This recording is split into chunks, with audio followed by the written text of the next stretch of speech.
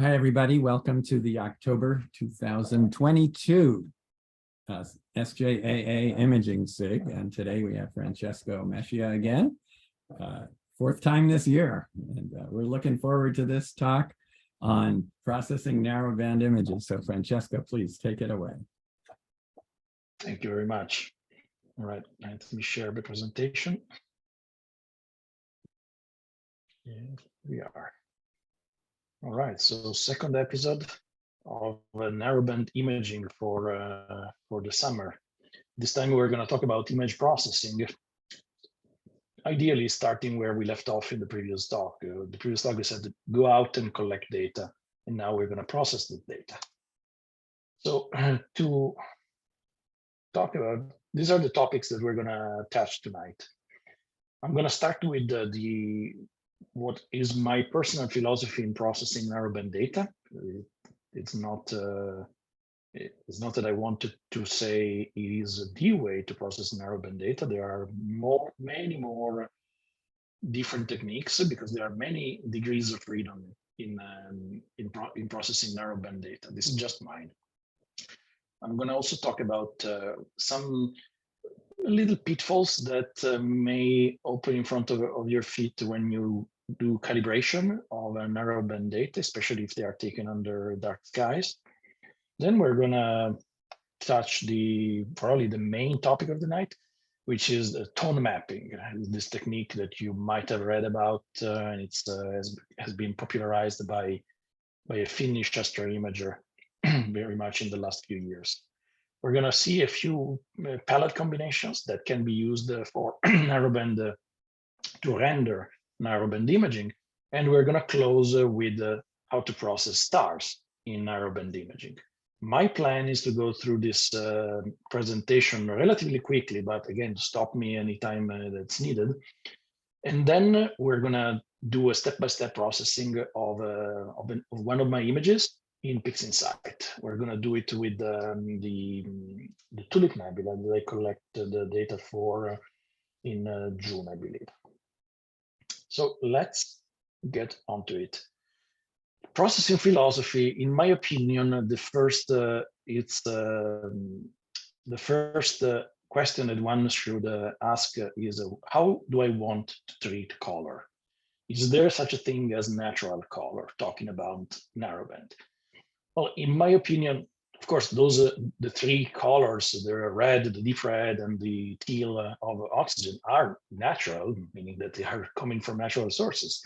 But render them in an image, in a fully processed image, so that they are true to the stimuli in our visual cortex that particular wavelength produces, in my opinion, is kind of a moot exercise.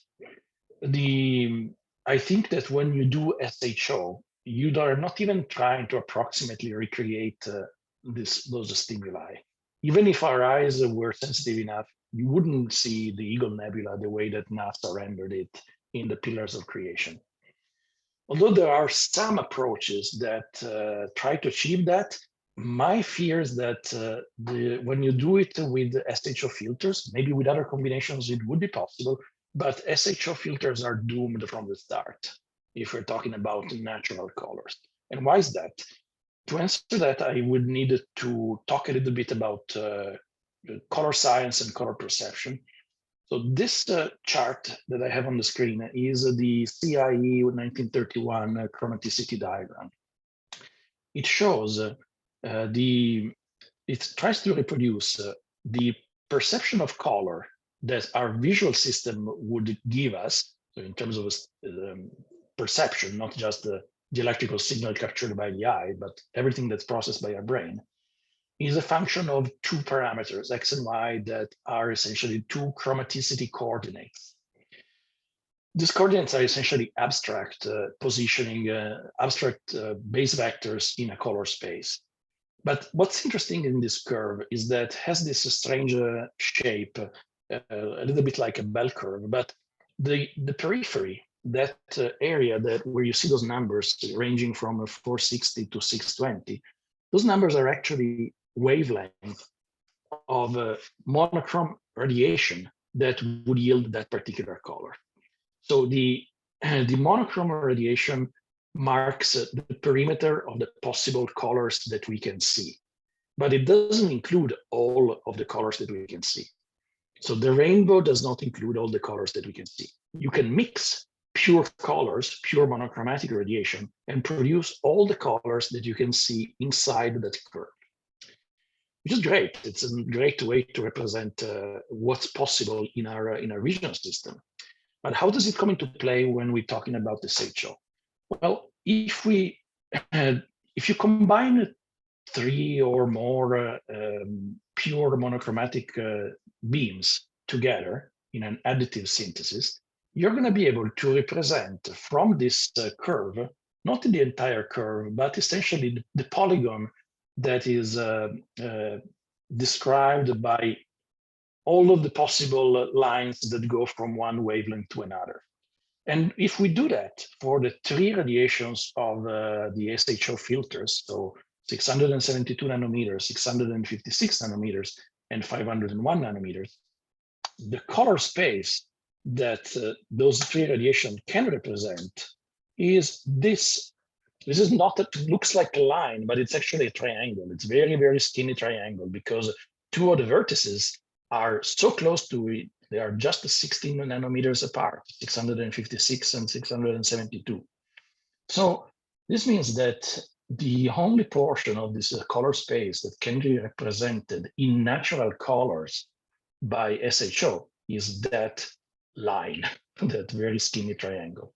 All of the colors that you see in this image are not, it's not possible to produce them with just those 3 radiations. And this is my opinion. In my opinion, the reason why nobody does, or very few people try to do natural color imaging in narrowband, precisely because the color space would be so tiny that it would not be interesting. Instead, we all do what's called false colors. So, for instance, we assign the 3 primaries of an RGB screen or an RGB image, which are represented by those 3 circles that I plotted on the chart. Different monitors may have some slightly different position of these 3 dots, but these are the 3 primaries. And the space of the colors that these 3 primaries span is that triangle, that shaded triangle that I have here.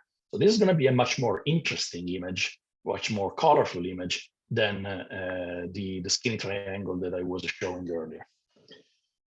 But this means that essentially these colors are false. Instead of deciding that the H alpha red is almost as red as sulfur 2, I decided that H alpha is green, for instance, or that the O3, instead of being a teal color, is going to be a nice indigo blue. So this is what we are trying to achieve. So to do that, the most imagers assign the S, H, and O to one of the 3 R, G, and B primaries, but we are free to decide how. This is the first degree of freedom that we have as imagers in narrowband. We can decide to do what NASA has done with the so-called Hubble palette. The Hubble palette, the rationale is the longest wavelength, which is sulfur 2, will map to the longest dominant wavelength primary. So the primary color with the longest dominant wavelength, which is red. Then the shortest wavelength, corresponding to oxygen 3, will map to the primary with the shortest wavelength, blue. And of course, the remaining wavelength, H alpha, will map to the remaining primary, green. But there's all of the other cyclical combinations are possible. There are combinations that instead of being SHO are SOH or OHS.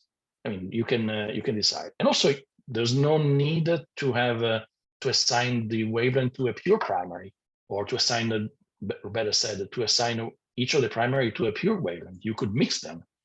With the mathematical expression, you can do pretty much anything that you want. So there are infinite possible mixings. When I started doing narrowband, this I felt like I needed some. I lacked a solid support for my experimentations that I would have with RGB, because I could decide absolutely anything. And it could be that you like more an image in which the colors are completely flipped to compared to what NASA does, and nobody can tell you that that is more wrong or less wrong than what NASA has decided for the Hubble palette. But how do we get there? How do we get to data that we can combine? As we all know, when after you acquire the data on the field, you need to calibrate it. And in the first talk, we've done our best with the very narrow band filters to cut off all of the unwanted signal that we had, the moon, the light pollution, etc. So ideally, at this point, we have a nice set of raw subs in which only good signal is left. The problem is that this signal is not magically amplified by the process. It's just as weak as it was as it started. Remember, what we did was not to amplify the signal, but to cut down the unwanted signal, cut down the noise associated with the unwanted signal. Which means it is like saying that the distribution of the background signal, instead of being a wide bell curve, has become very narrow. It's become narrow to the point that it's comparable to the width of the distribution of the dark signal that you get from the master dark that you use for calibration, to the point that the tails of the two bell curves have some overlap. And this could be a problem, because when you have overlap, it means that some pixel values could be calibrated with a value which is with a dark value which is greater than the pixel value.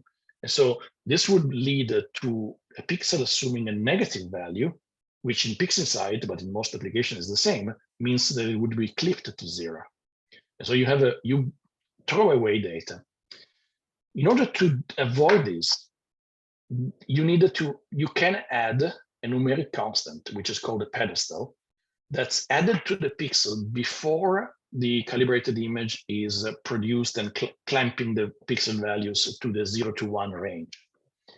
I put here in the right part of the slide 2 examples of where you find the output pedestal setting for the image calibration process. It's here in the second section of in the output section, sorry, of the image calibration tool.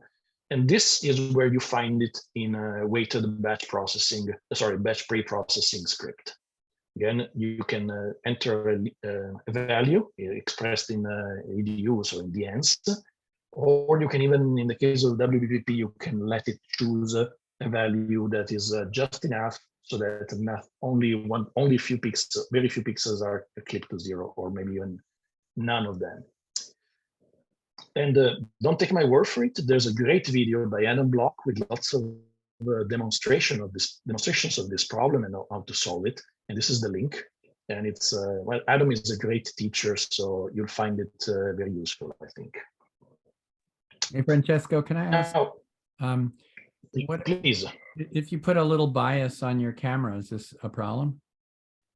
On your, You mean offset?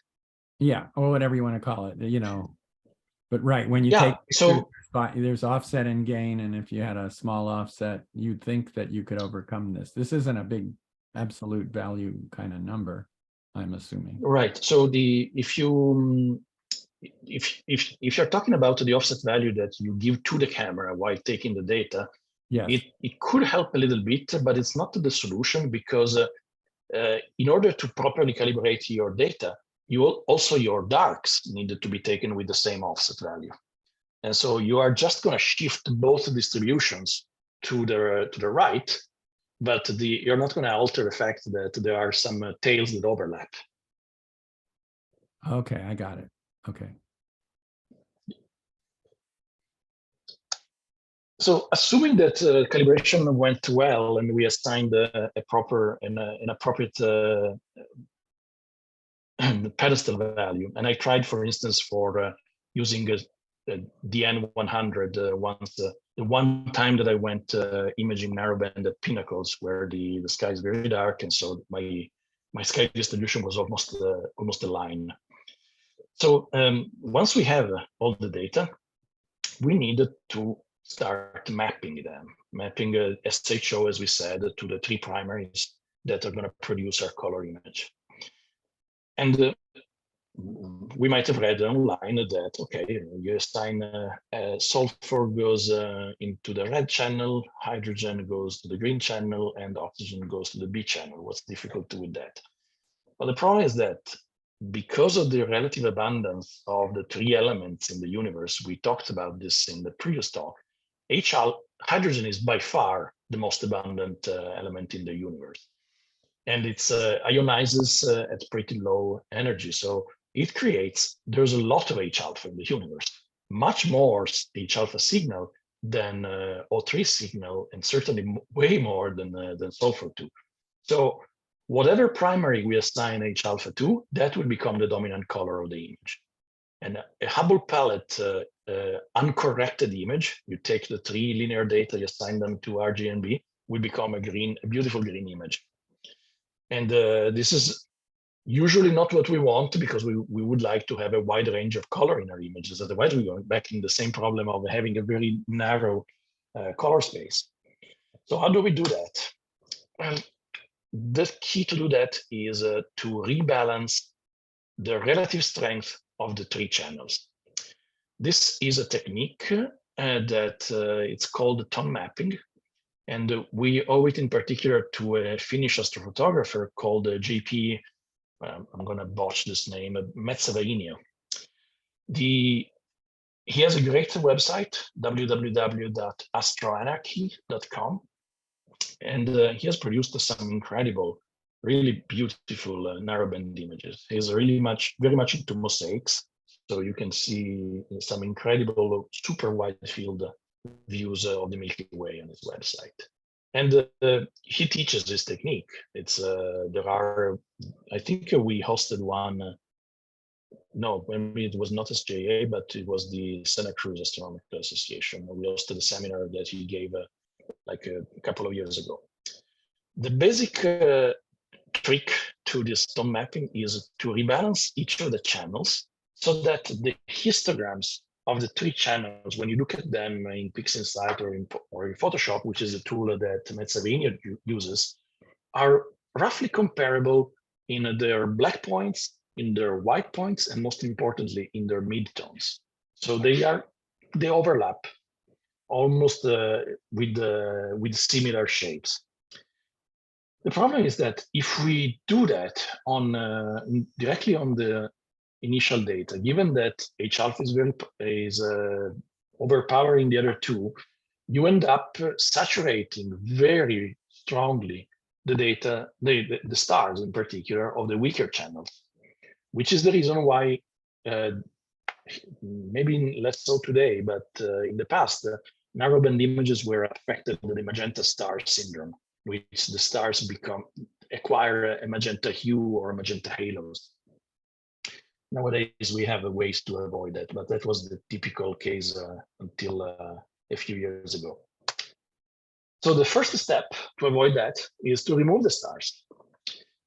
And JP's original technique used to do that manually in Photoshop using the scratch and dust tool, I believe.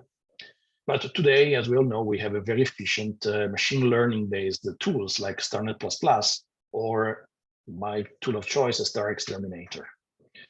Once the stars are gone, we can stretch the channels very aggressively if you want, and not worry about overstretching the stars and clipping them to white or making them become magenta.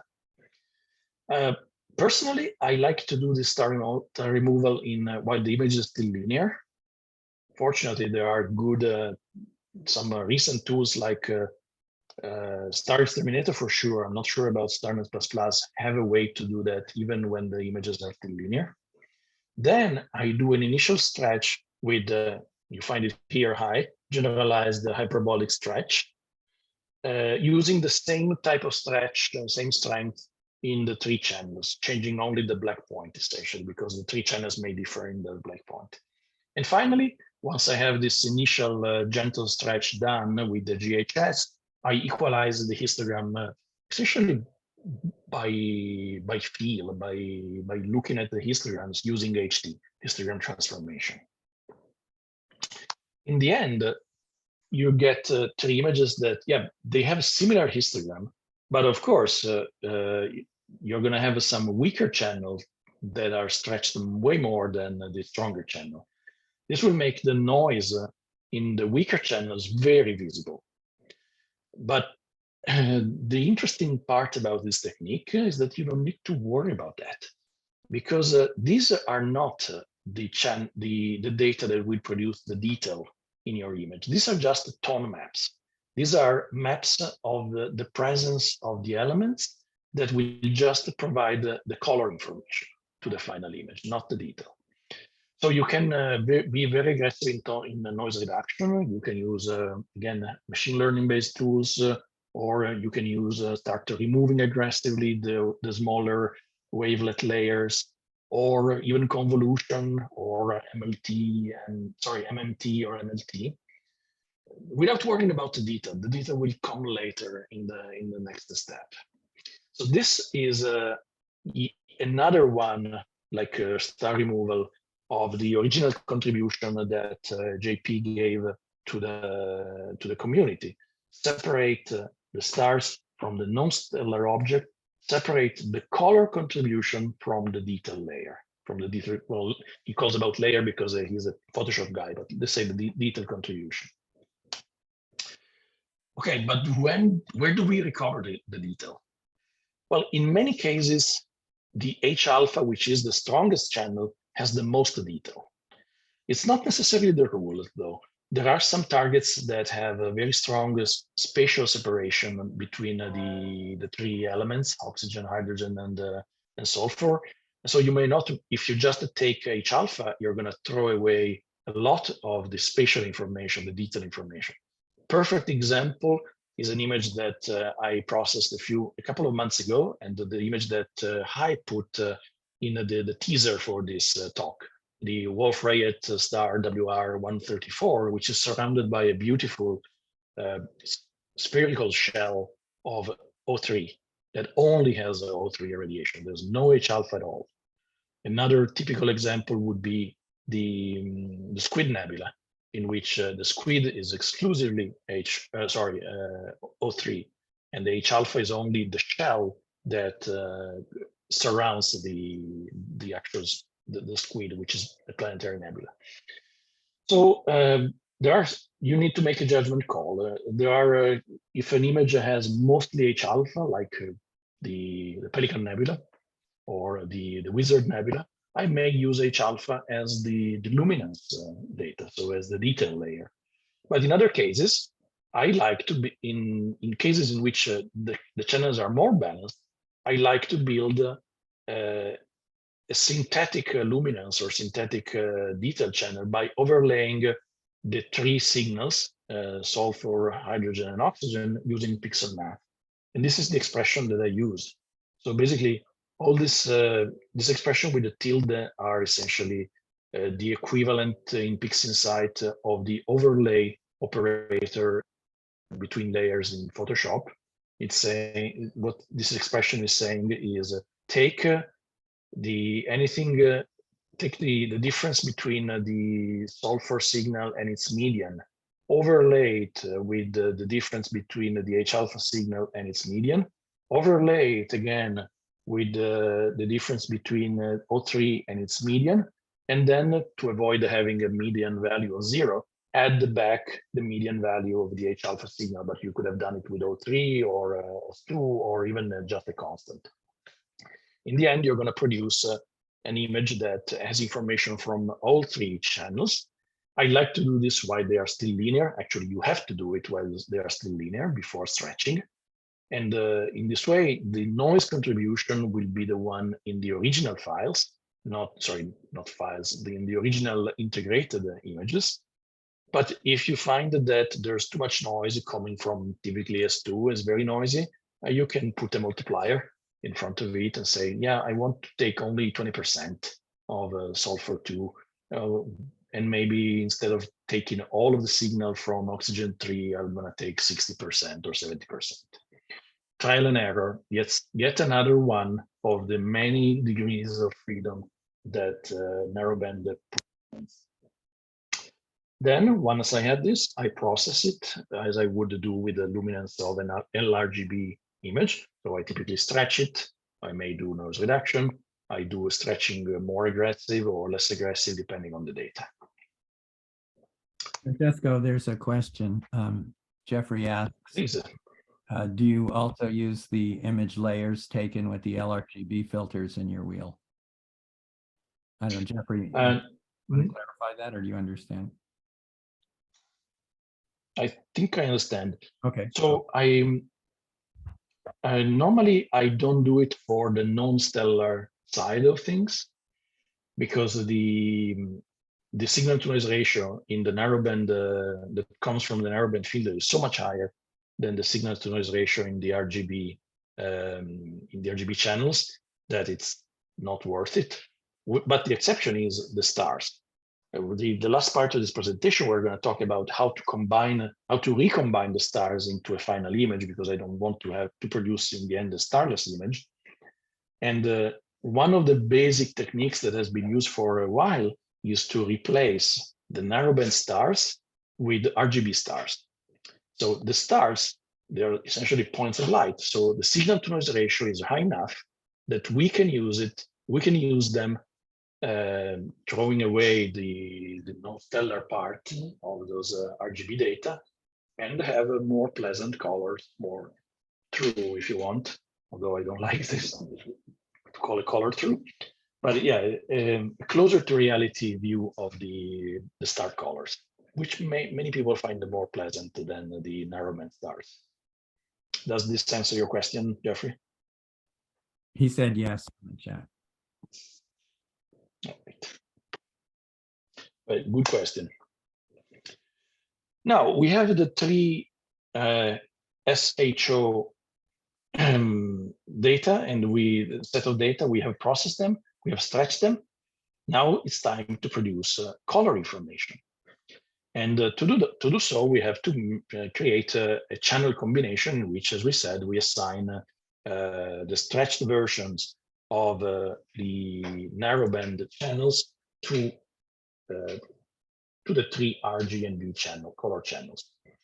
We can do it with basic ones, SHO, HSO. HO is also popular. It used to be called the natural color because it's closer to the, using only hydrogen and oxygen, you are kind of more kind of closer to the actual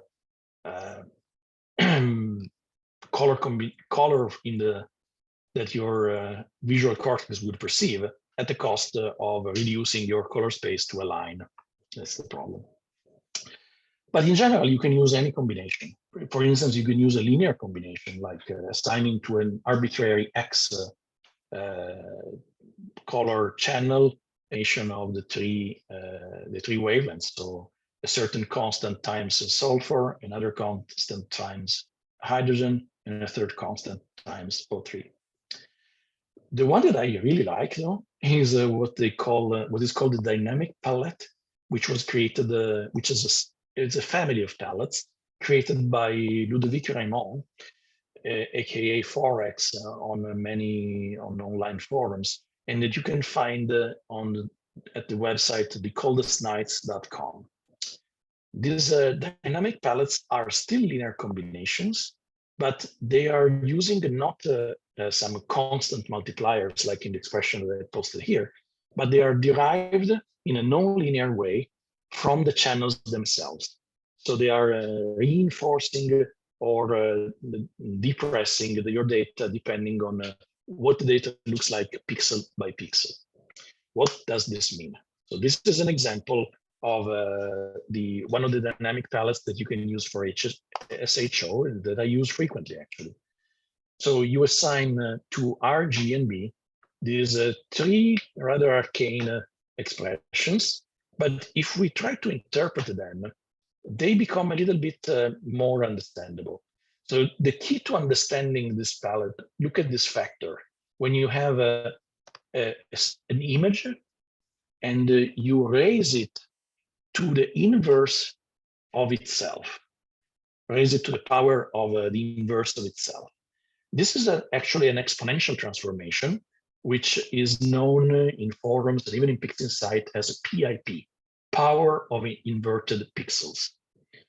The effect of this transformation is essentially of boosting your image so that it becomes where there is good signal, the output of this transformation is an even higher value. And I tried to, here you can see the transfer function of this, the graph of this transfer function. So when we consider this, the expressions that I wrote in the upper part of the slides become: red will have sulfur data where O3 data is strong, and we'll have H alpha whenever that is not strong. Green will have H alpha where both H alpha and O3 are strong. So the product of the two raised to the inverse, to the power of the inverse of the product of the two. And where that is not true, in the inverse of that, there will be O3. So H alpha where both H alpha and O3 are strong, and O3 elsewhere. And B will have a straight O3. There will be no other wavelength to pollute that. In my opinion, this gave me some very nice, pleasant images to my eyes. It's a matter of personal taste completely, and it's all to it to narrowband imaging, but it meets my taste. It may not meet yours. You may prefer the classic Hubble palette, but yeah, give it a try. Once you have your RGB image, and because you have combined the 3 tone maps somehow, and you have on another image the detail layer is still as a grayscale image, your synthetic luminance. Finally, you can combine the color and the detail, so recover the detail that you may have thrown away by aggressively reducing the noise in those images using LRGB combination. You need to start with the stretched images. This LRGB combination is meaningless on a non-stretched data. So use it after stretching. You can just uncheck R, G, and B. Just check the L channel, enter the name of your synthetic luminance there, and drag and drop the process onto your RGB image. A little caveat, LRGB combination tends to desaturate colors. So you may want to counter this by setting saturation to 0.4 from the original 0.5. This is kind of counterintuitive. Why should I reduce it if I want to increase it? But it's the way this tool works. So I just take it as it is.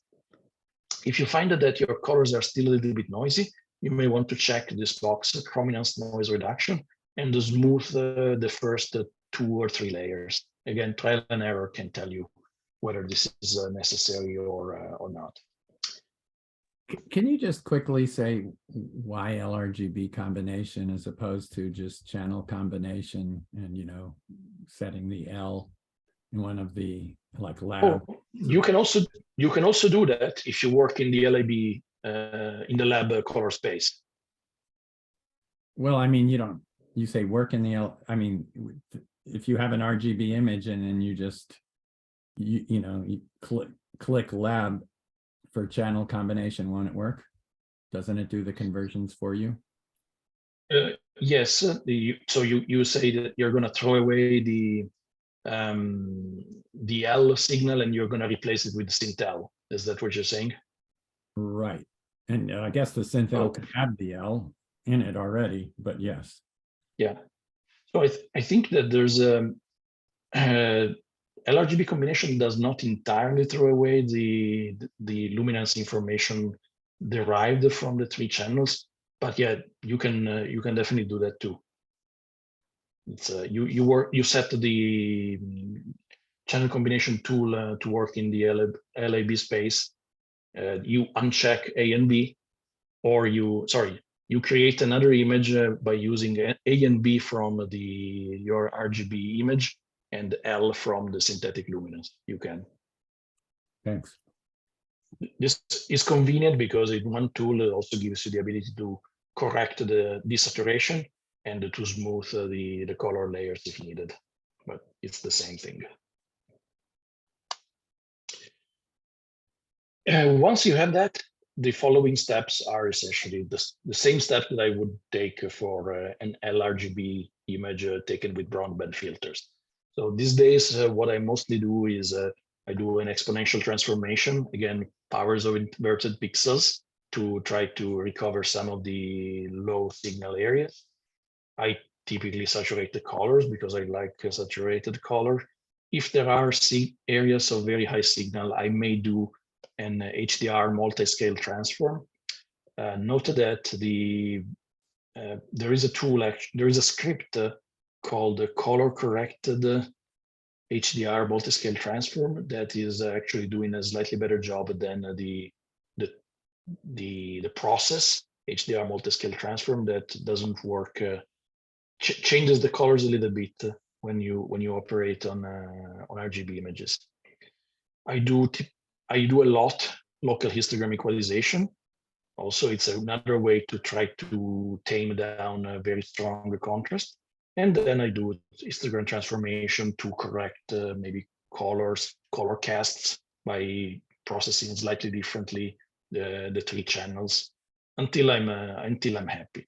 And at that point, I'm going to have a starless processed image that would be ready for the final step, the addition of stars. So we're going to have a starless image, and we can, if we've done processing using one of the ML tools, you can set them to produce star-only images as well, or they are called star masks in some cases. So you can have 3 auxiliary images in addition to your H-alpha O3 and S2 that are the stars of H-alpha, the stars of O3, and the stars of S2. You can process them into a star-only color image if you want. You can do channel combination or use more complicated expressions like dynamic palette. You can do like I would do in with the broadband stars. You can do color repairs for the cores if the cores are saturated using the repaired HSV separation script. You're going to stretch that, and I recommend using GHS because it does a good job at not oversaturating the cores of the stars. And of course, this is a color image of the narrowband data, the narrowband stars. So whatever starlight goes past your narrowband filters usually has weird colors, and there are 2 traditional approaches to making narrowband stars look better. And by better, I mean not having strange, weird magenta casts or magenta halos, not having green stars, which are physically impossible.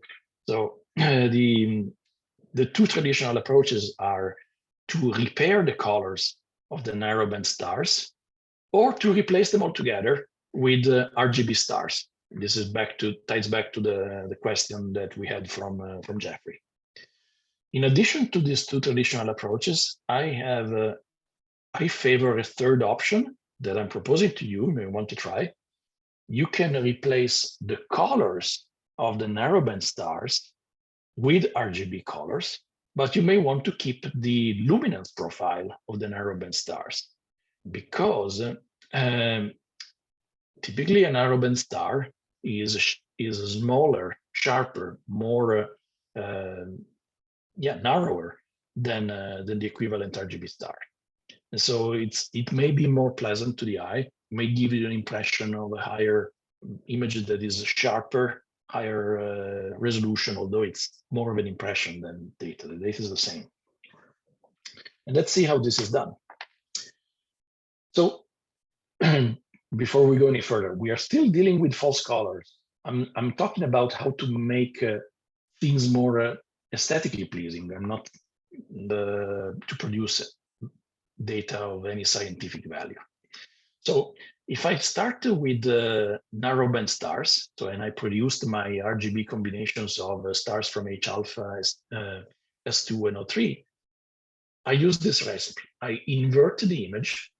I apply selective color noise reduction, essentially by removing all of the green color noise. Then I invert it again, and I apply a CNR again. Why I do that? Well, when you invert an image, if you had magenta stars to begin with, after the inversion, magenta goes to green.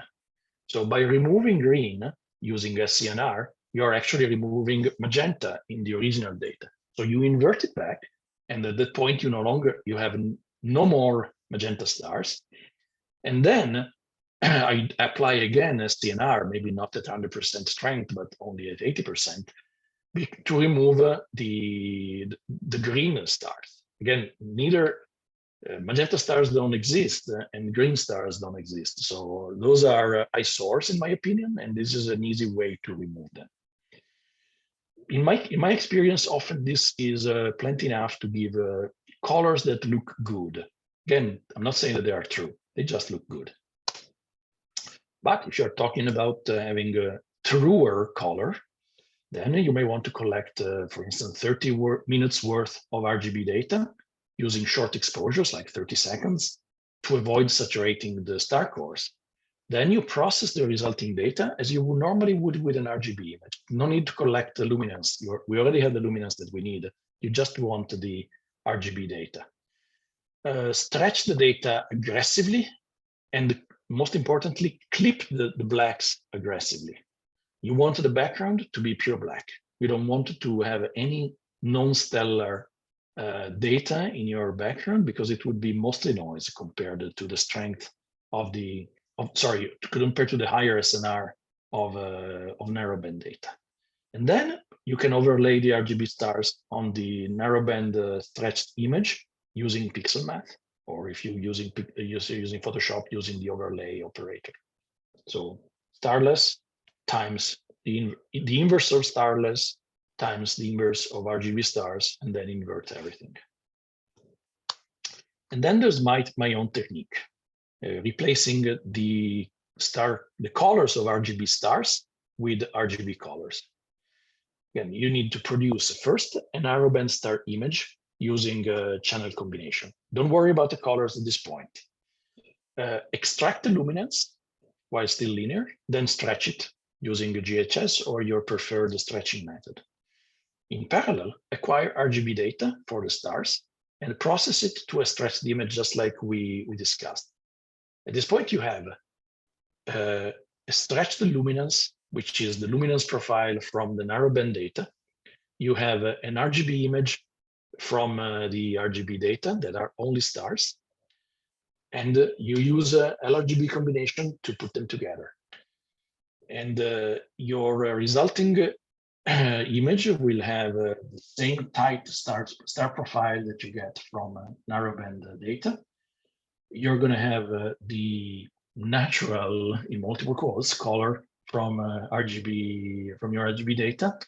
And you're going to typically have a full control over how much you want your stars to be visible in the final image, how much star presence do you want, because you are going to be in control of how much you stretch the extracted luminance from narrowband data. You stretch it more stars. You stretch it less, only the brightest stars will be visible.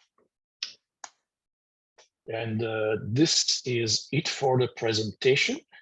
We can have if there are questions, we can have a Q&A now, or we can jump to PixInsight, do a step-by-step walkthrough, and then take questions as they come. Do we have any questions, Hai? There is one. Raja asked a question. Can you read it, or you want me to read it to you? Let me open. I can read it. You could also use StarNet++ to get a star map instead of aggressive clipping, right? Yes, absolutely. The problem is that when it's very weak, StarNet++ may not see may not do an excellent job. It requires it's a neural network, so it depends. It depends on your image being similar to the image that it was trained with, and typically it was trained on images that have a significant background. And Suraj asks, I see a question. do you also use deconv in your process? It depends on the image. Deconv is when I'm well sampled or oversampled.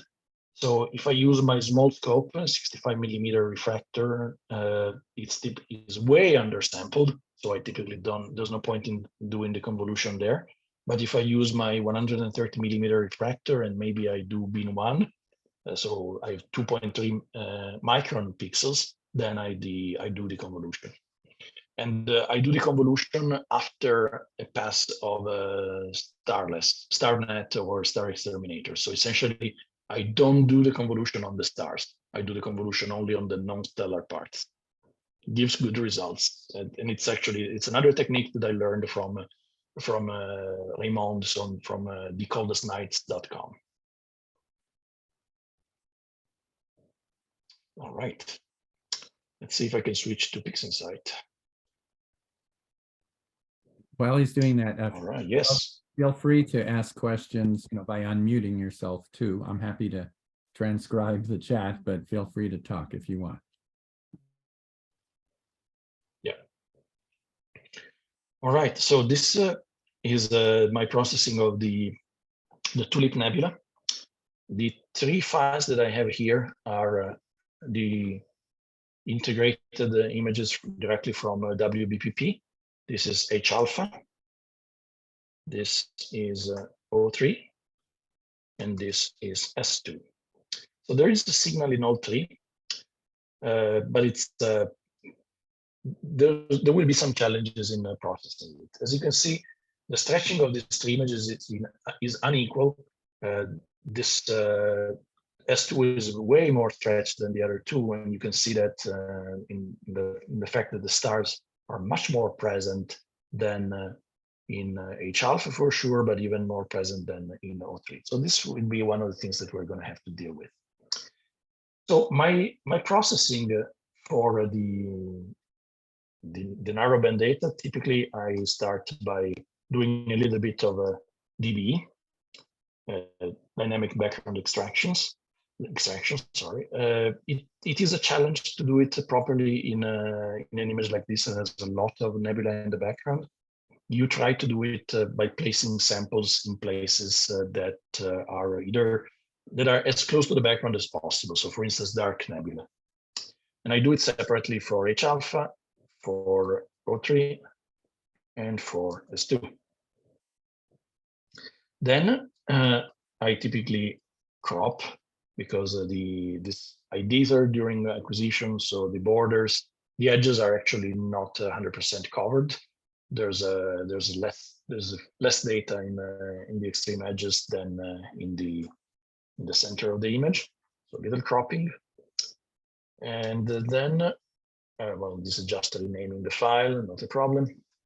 Then what I do is I will apply. In this case, I use the StarNet, and this produced an image like this one. You see, these are the stars. This is the starless, and has produced a corresponding star, HA star image. I do the same with O3, of course, and I do the same with S2. These are still images that are in the linear stage, and so each of them has an auto SDF applied. You can see it by the green line in under the view name. After this, I stretched the images. So I'm going to remove the auto SDF and move forward one step. In this case, I just did a very simple histogram transformation. I could have used the GHS. GHS is a convenient script that you have to install it. It doesn't come with PixInsight, and it's let me just show you an example of how to use it. I clone this. I invoke the script. The first thing I need to do in the script is to choose what image I want to apply to. So I'm going to apply it onto HA clone. if I want to see what it's going to do, this is the red curve is the transfer curve. Right now it's a linear one-to-one transformation.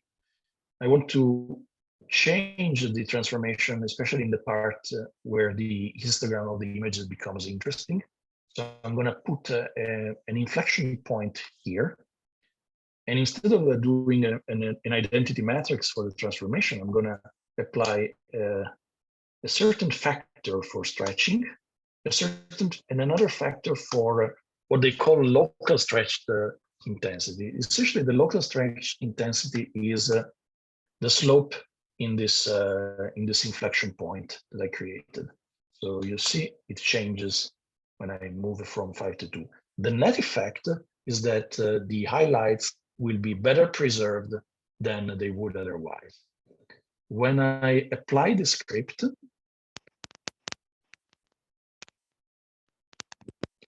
produces, yeah, it's done. I can close it. I don't want to save the log file. And this is the output. It's no longer linear. It's been stretched. It's a gentle stretch. You see, if you compare it with what I did with histogram transformation, it's much less aggressive. To the point that in histogram transformation, I had to do it another time in order to not to have a very dark background. But then it's a matter of a personal preference. So for instance, when I'm at this point, I would probably do a pass of a manual histogram transformation by moving, by clipping, going closer to the clipping of the blacks and giving an extra stretch and produce an image that could look like this, which is similar to the H alpha that I'm having. You see, the main difference that I see, if I superimpose the two images and blink between the two, is that the GHS1, which is this one, you see the highlights are much more controlled. They are not as bright as in the manually stretched image. Again, a matter of personal preference. You may want to try both. So let's say that I've done this for H alpha. I'm just going to close this one. I've done this for O3, and I've done this for S2. And I stretch them differently. They are not stretched by the same factor. Why is that? Because I remember what I said in the presentation. I want to try to make their, where is it? Their histograms, I would like them to be roughly comparable. Now, of course, PixInsight is not cooperating.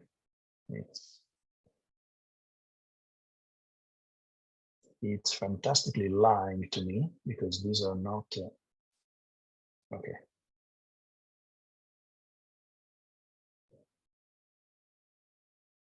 Okay, so this is the histogram of the O3 image, of the S2 image, and of the H alpha image after the initial stretch. Then I do a second stretch, and it gets to this level.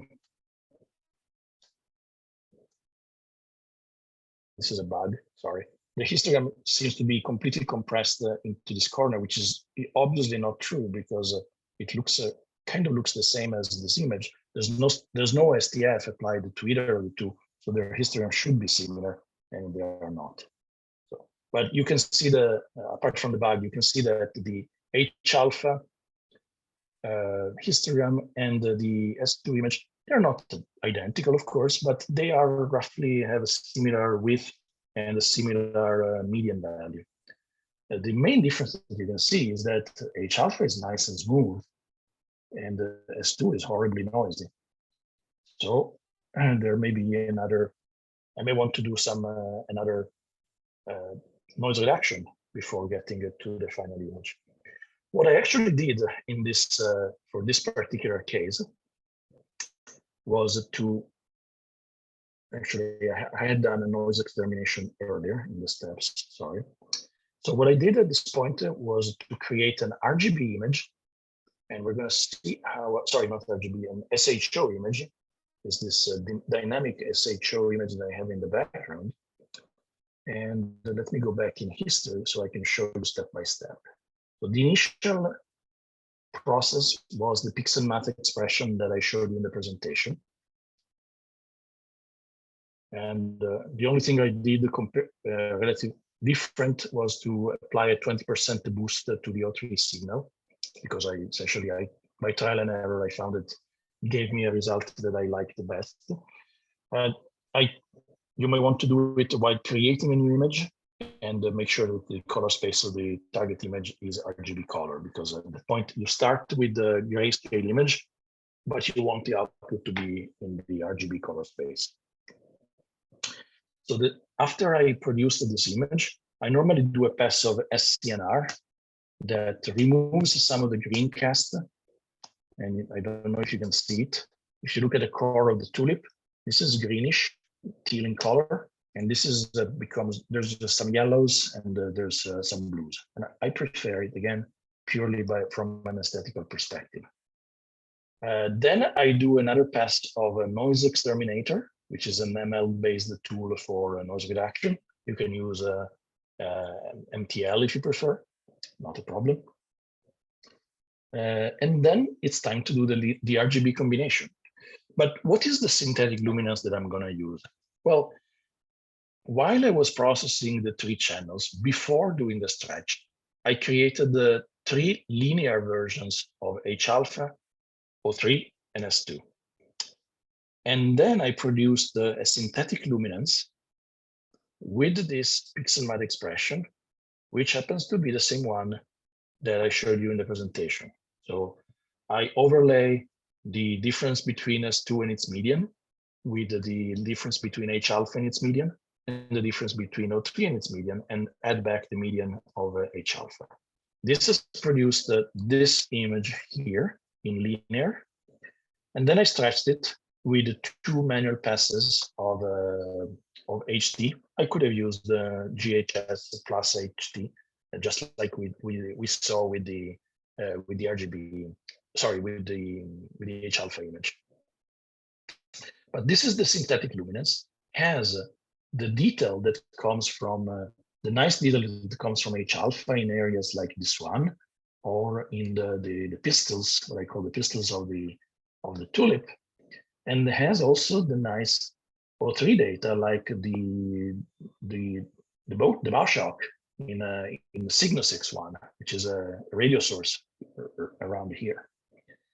So it's a nice combination of all the information that come from all 3 colors.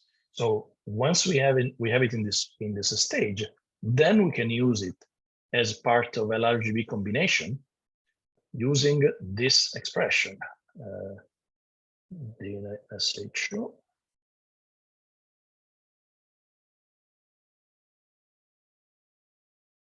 Yeah, this is exactly the one that you saw in the presentation. I add synth L. I use a 0.4 for saturation, and I remove the 3 smallest wavelet layers. The result is this.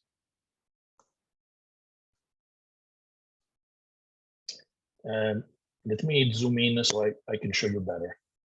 Okay, so this is not terribly noisy, but the details are kind of blurred. When I do LRGB combinations, the details are back. Look here.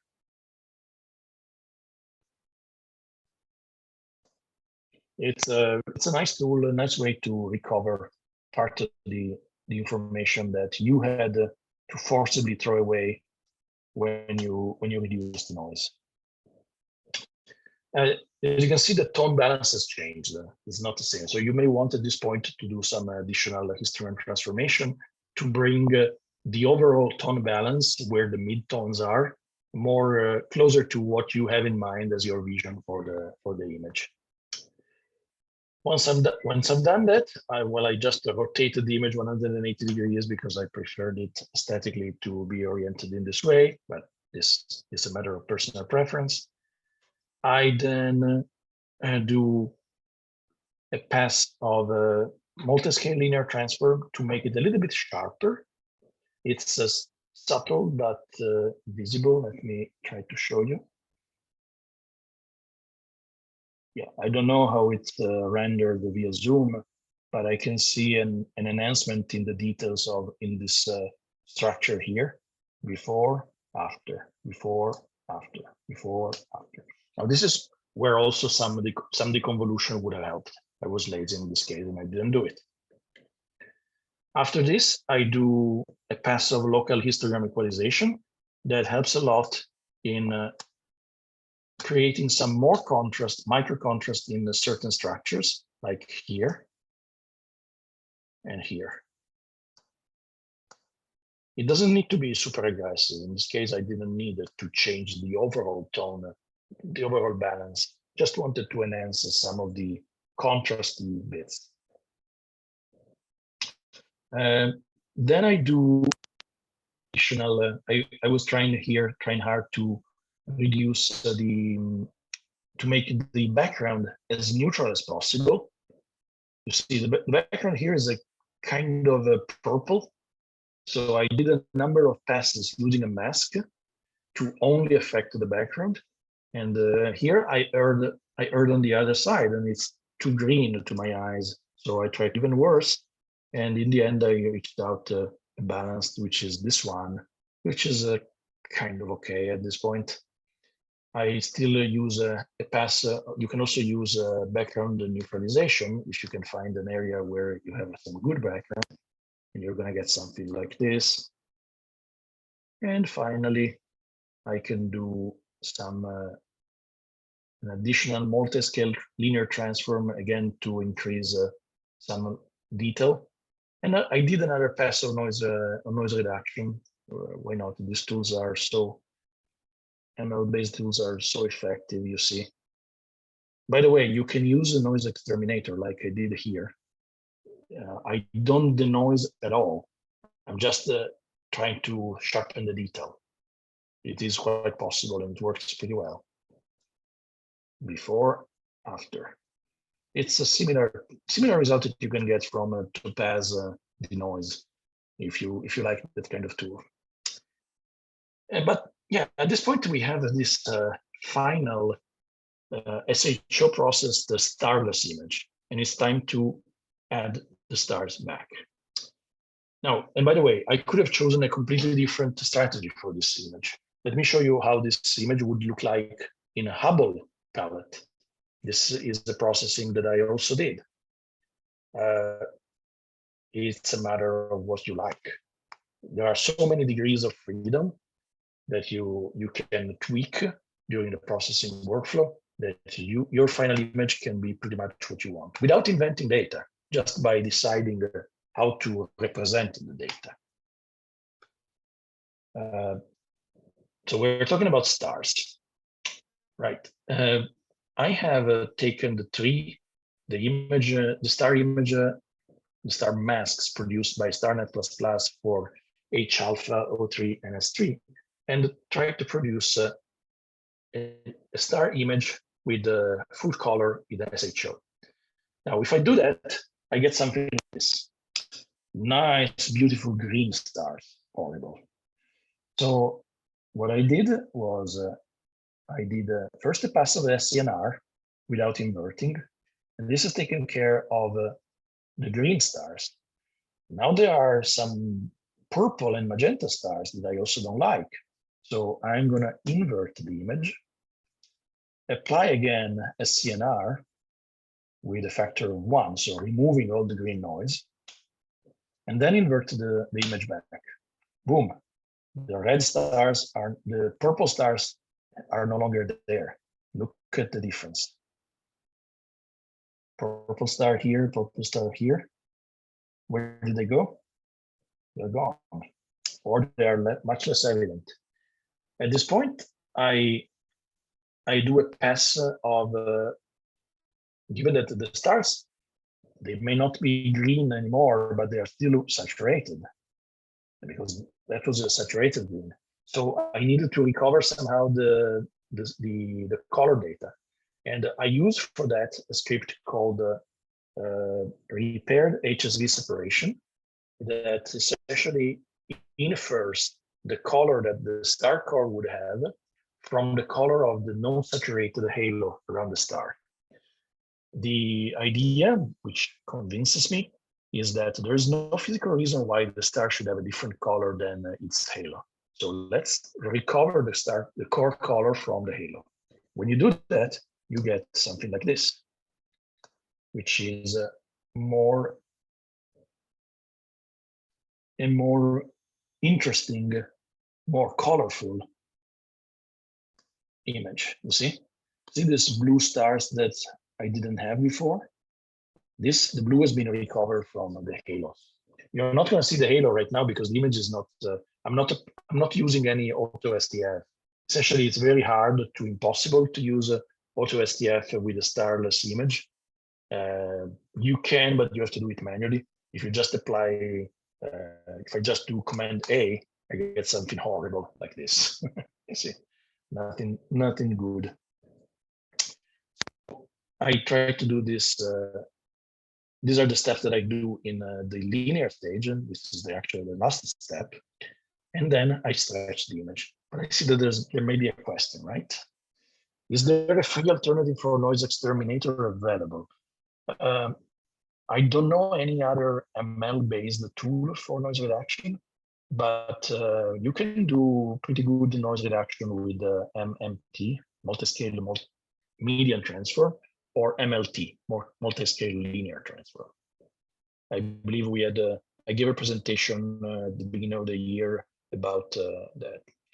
Easy the noise, yes, good idea. Raja is actually a set of scripts prepared by, I can't remember his name, Dark Archon is the handle that he goes by. It's, in my opinion, Easy the noise is a little bit a hit or miss, at least for me has been a hit or miss. It uses TGV the noise, which is requires a, it always drives me crazy because it requires a fine amount of tweaking and trial and error to get the coefficients right. If somebody is an expert in that and wants to come and present it, I would be very interested for one. Yeah, it's free, no doubt. So now I have this image, these stars, and I'm going to use GHS to stretch them. Now, the interesting part about using GHS for to stretch a star-only image is that you don't need to worry about the inflection point. The inflection point is the origin, essentially. So you can just apply it by saying, I like to use a stretch factor 5 and this factor, which I call it the protection factor 2. Why do I call it the protection factor? Well, you're going to see it. Look at the curve. If the factor is 0, everything from this point onwards is clipped to white. If this parameter is 1, I start to recover something. 2, I recover more. You can even do it more, but in my experience, then the stars, you're going to have very few very bright stars, which I personally don't like too much. So it's, again, yet another case of a matter of personal preference. But if you apply this, you're going to get something like this. And here are the stars, and they are colored. I mean, they don't have all the colors of the spectrum. And again, we are starting with the 3 wavelengths, and we assign them rather arbitrarily to RGB. But it's better than what we began with. If I take the image, let me do an experiment. If I take the image that I just produced with a 3-color combination and I clone it, and I apply the same GHS,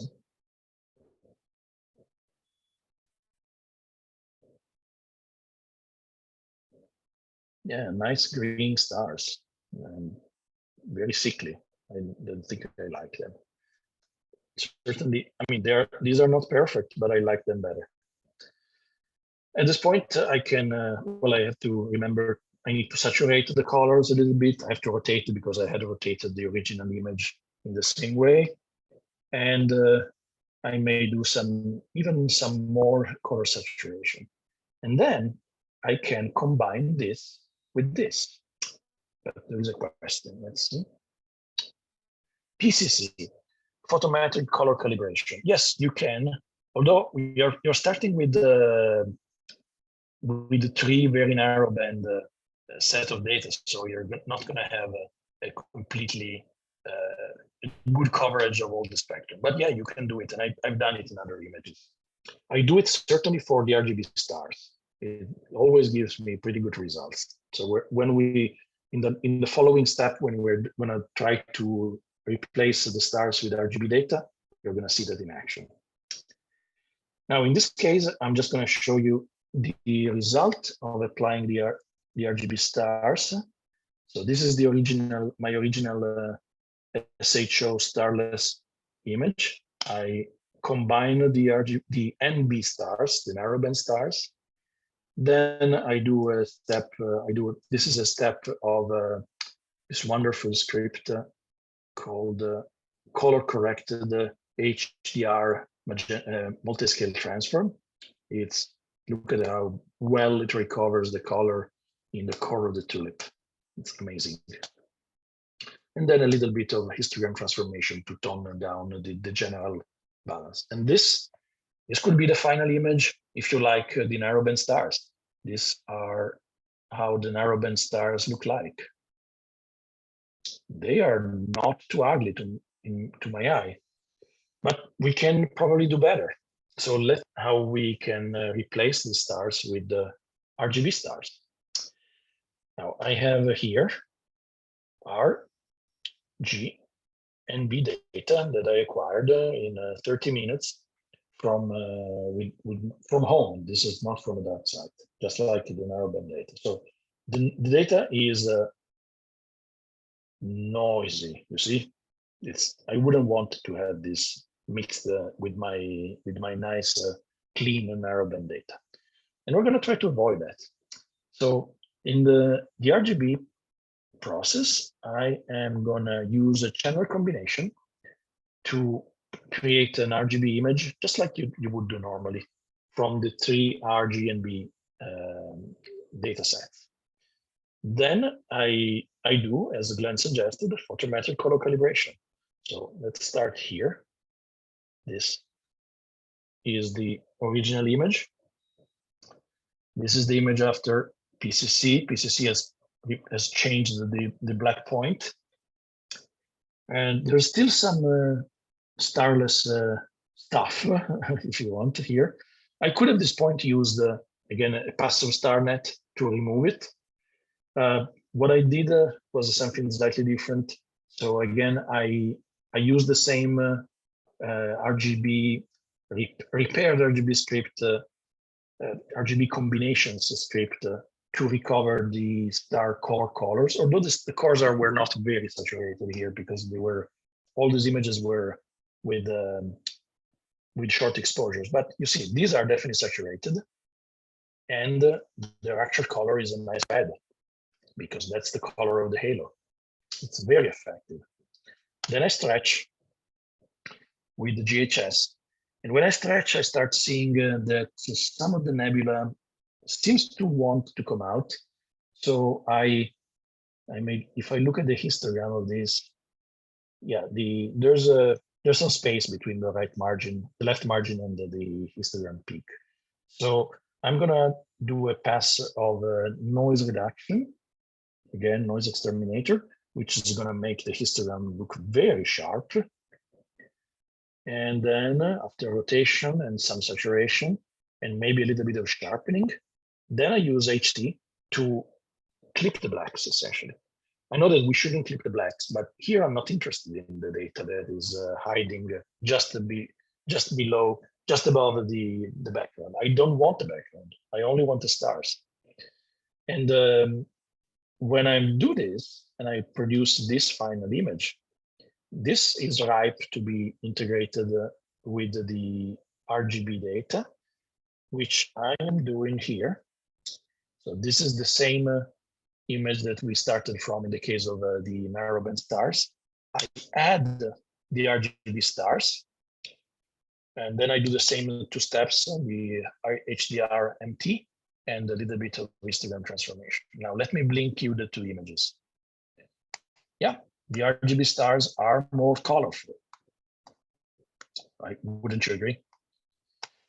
The problem is that they are not so nice and tiny as the narrowband stars. It may or may not be a problem to you, but it's a fact. I think it's undeniable. So it would be nice to combine the best of the two worlds. And actually you can. So you can produce a combination of narrowband and broadband color stars by using this. So I start with the same RGB data that I had produced before. I cloned it and I apply very simply an RGB combination using the luminance that I extracted from the SHO star that we have, the narrowband stars that we had produced at the very beginning of this star addition steps. When I do that, you see these are the RGB stars. These are the RGB stars after LRGB combination. Look at how this, in particular, these big stars becomes tighter and to my eye more pleasant, especially after I combine them together with the rest of the data. So again, let me show you how it looks like. I start with the starless data. I add the stars back, then the usual HDRMT and HT. Now let's compare it with the RGB stars. Sorry, with the version of this image with the RGB stars. I want to take the same section of the image. I'll do this. Blink, RGB, narrowband plus RGB. The color information is the same. The profiles of the stars are tighter. Whereas if we compare it with the image with the narrowband stars only, again, I do the same trick. I want the two images to represent the same detail, and then I blink them. Now we have two images that have the same tightness of the stars, but the color information is different. This is the narrowband color information. This is the RGB colors combined with the narrowband star profiles. So we have a photometrically calibrated colors, whatever that means, and a tight star profile, which in my opinion could be considered the best of the two, of both worlds. And this is, yeah, essentially this is the way I would leave it. You could do the same. I can share this data if you want to play along at home. And you can try to do the same with the Hubble palette data if you are so inclined, or create another palette to your liking. You don't need to use mine for sure. I think this concludes my presentation plus demo. I see 1 hour, 20 minutes, so I apologize for being long. Hi, if there are any other questions. There's nothing else on the chat, but of course, please feel free to speak up if you have questions. And I wouldn't say 1 hour, 20 minutes is too long, but thank you. So please, are there other questions folks have?